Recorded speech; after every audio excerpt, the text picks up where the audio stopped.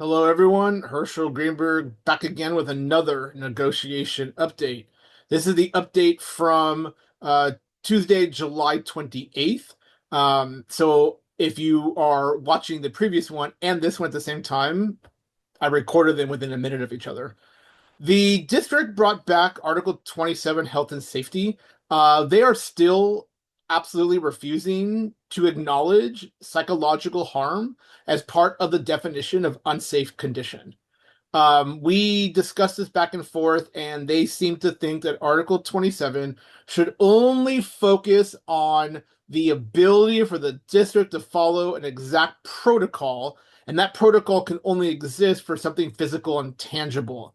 There are no protocols for what happens when individuals have psychological harm from an unsafe condition. And because the contract doesn't indicate what those protocols are, when an individual has some kind of issue or a situation on campus, then they refuse to put it in the contract. Now, we as FA vehemently disagree with that assessment. There are certainly ways in which a district has protocols already in place. So if any one of you is facing some kind of psychological harm or psychological consequence to an unsafe condition, there is already a procedure for you to contact HR and to go through the steps to resolve it.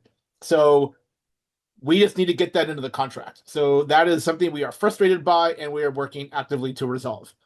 On the flip side, the district and the FA did agree with Article 10M4.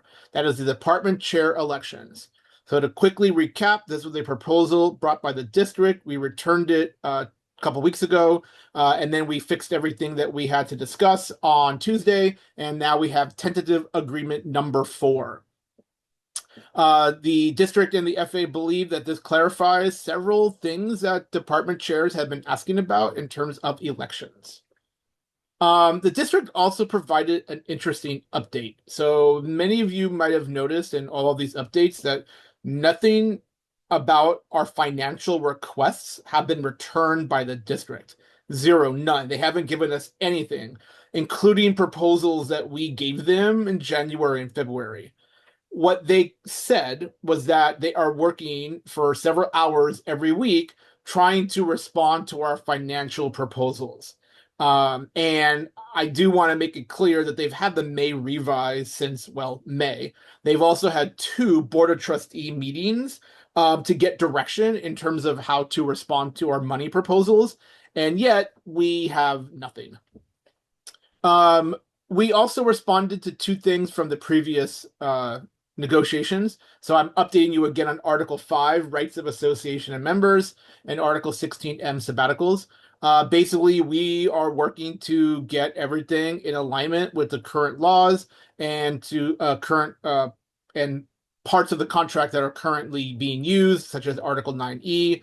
And we're basically rejecting specific language that takes away the ability to have our association members um, do things for the union.